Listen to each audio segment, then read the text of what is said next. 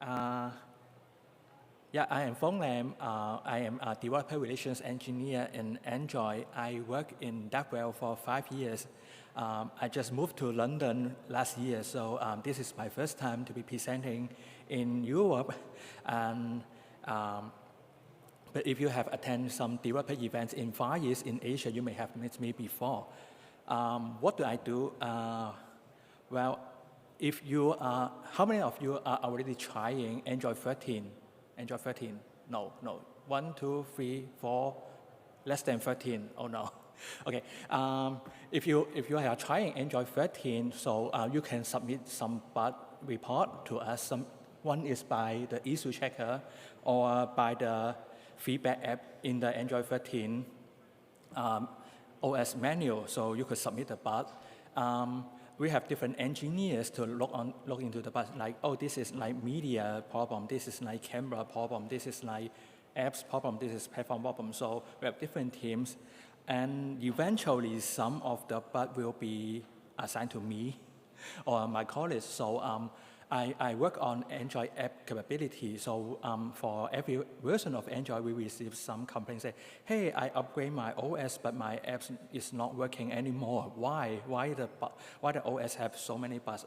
However, sometimes this is not the bug of the OS, it is the bug of the app. How do I know? Because I have to look into this report, look into this issue to try to understand why the apps are crashing. So this is why I say, yeah, I look into many different APKs to understand what are the best practice and anti-practice. So why are the apps crashing? There are a few ways I try to understand why. So I read the bug description. Yeah, so yeah, it is very important when you submit the bug to us, make sure you put more word in it. Don't just say the app crashed. Yeah, try to be more helpful to us. Like I installed the app, it's a clean install. The app does not work. Or yeah, I installed the app was working, but after the recent update, it's not working. Or I installed the app on my old phone, and now I am transferring the data to my new phone, and it's not working on the new phone. Try to provide more data to us. That helps us. Yeah, I read the description. Description is helpful. I read the bug report. Yeah, so I will look into the logcat, the stat trace to understand how it's crashed. Yeah, I try to reproduce the issue. Like, yeah, if you mention you open the app, log in, click which button will crash, I will try to follow that. So yeah, provide information or even provide a video for us why the app crash is also helpful. And lastly, I will look into the app package. Because, for example, if I see some apps that crash in a similar way, for example, bank A, B, C, both are financial app, and all of them are not working in the crash looks the same. So I think, oh, is this caused by the same SDK they are using? So I will look into the APK to find out what they are using. So this is the problem I have. Yeah, I use Android Studio to open the APK, but of course we also have other tools to help us to understand what's inside the APK. Yeah, so this is the problem I have. Yeah, why the developer are doing this? I could share some more information step by step, but generally in an APK, so when it's a zip file, of course, when we open it, we could see the resources file like image, drawables, some text, some folder structure, and some raw files. We also know that there may be some native library .so file in the APK. There may be some test file, that means the compiled code, and the manifest, of course. Let's go one by one. Yeah, so the first thing is, well, the APK is so huge. Why? This is one of the examples. You see, the app actually is like a red background, a bit different red color, but a red background. But you may, if you are able to see the text, but you may not. Yeah, let me. So it's a PNG of very large size, very large file size, and why only red color? But the file is 32-bit color depth. Yeah, so and it is having similar file in different folder like XXXDPI. So that's why, this app is 100 megabyte, but it is just wasting my storage rate. So this is one of the anti-practice, but very commonly seen in the APK file. Yeah, images, I think most of us have studied computer science or a bit knowledge. We know that image, we have different format to carry the image. So JPG, JPEG, and PNG have some, sometimes JPG is better for photos, sometimes PNG is better for transparent image. So pick the right one, and of course, yeah, pick the right color depth. Yeah, and I started using internet in 1996. At that time, I am using a 14.4K modem.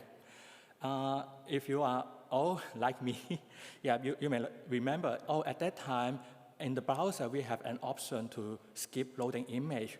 And sometimes, as a web developer at that time, we try to optimize the image. Otherwise, it spends a few minutes to load a web page. Yeah, we did that before. Why we are not doing this now? Yeah, so actually, we did provide some tools for developer to optimize the image. You could scan the QR code to check out the tools. Yep, you could see, on the right, if we choose reduce the color depth, choose a different format, it could be just 20% or 12% of the original file size. So use a better image, optimize the image, and there are also some modern image format like PNG, JPEG are old format, and in newer version of Android, we also support HEIF, high efficiency image format, or even AVIF. So we could use this modern image to further reduce the image size without losing the quality. Yeah, in Android Studio, there is a tool, you just right-click, convert, then it helps you to save some space. Image is not just bitmap image. We also have vector image support on Android. Like if you have a SVG file, you could use the Android Studio to convert the SVG file to a vector drawable. It's easy. So vector drawable means it is an XML file. So this XML file actually is drawing this battery icon. It is a very small size, and you do not have to handle like XXHDPI, XHDPI, HDPI, MDPI, LDPI. You don't have to handle so many files now. You just need a vector drawable. Okay, next is fonts. Yeah, I know for theme, for your app, theme is important. You need to have your custom theme. And custom theme could not be without image. Could not be without fonts. So a lot of apps may bundle the fonts together. However, some apps, some fonts like this one, Roboto, or some common fonts actually could be a downloadable fonts. What is the benefit using downloadable fonts is, there may be app 1, 2, 3, 4, all are using the same font. If we are not using downloadable, we are bundling it. That means there will be multiple copies of the same fonts in the device. Yeah, it is a waste of the storage. So if you use downloadable fonts, the font provider will maintain only one copy, which helps the user to save the storage space. And also, the user, if it is already exists, the user do not have to download the fonts again. It also saves the bandwidth. So also it's about size. And other area is about localization. I'm from APEC, I'm from Hong Kong, so my example is using Hong Kong. I know some of the developers maybe have only doing translation, not localization. Like, do you know what language do we use in Hong Kong? No. Yes? No. No. Mandarin?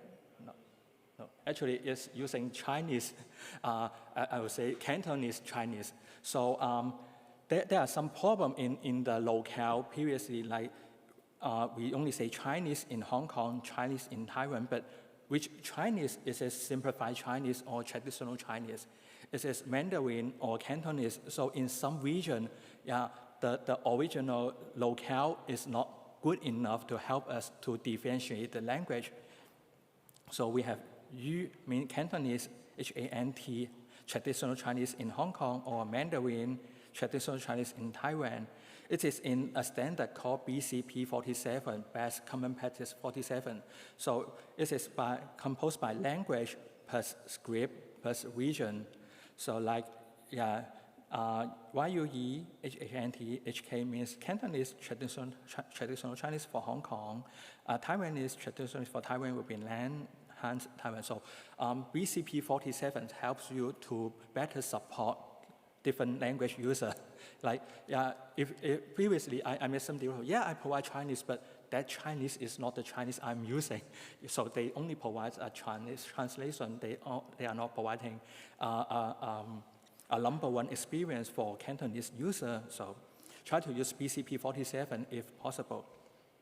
Yep, and by using the resources tab of BCP 47, you are not, you could have the resources folder for the test, but also you could also have the same time use this resources qualifier for images, for the WAR file, or for the audio clip. So it's together in multiple ways to provide the best language offer to the user.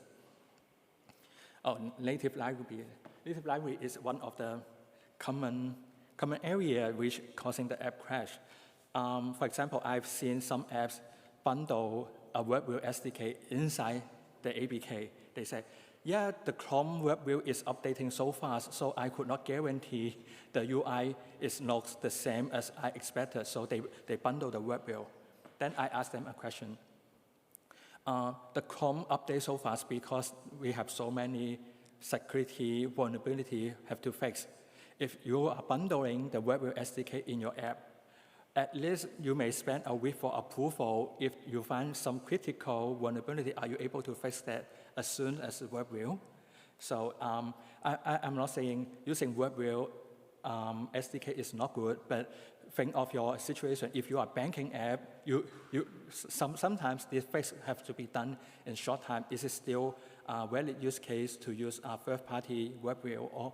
Or if it is just a normal news app, perhaps it is easier for you to use WebView, because even there's some vulnerability, it may not be affecting you because you are just displaying the static content inside your application.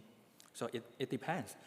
Sometimes, some native library, they do not support Android device with more than 60 gigabytes of memory. Android keeps changing and evolving. Now we have device with more than 16 gigabytes of memory.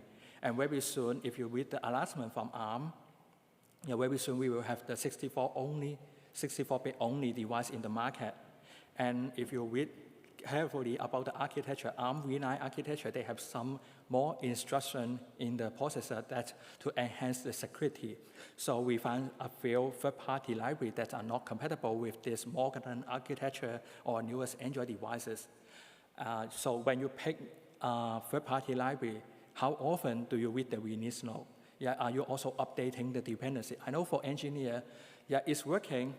Don't break it. Don't change anything. But please read the release note. If you see something important, you should include that fix, cherry pick that fix, or use the newest version of the SDK.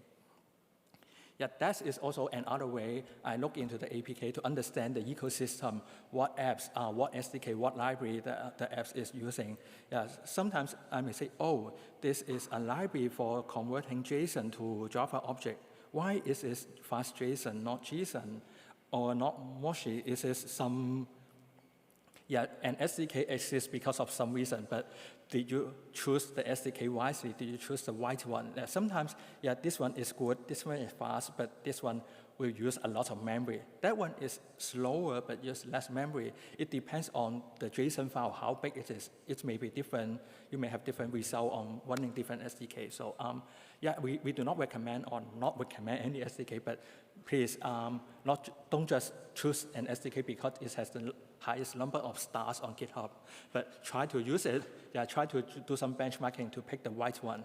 And of course, with the release log, what is the last update of this SDK? Is it still maintaining?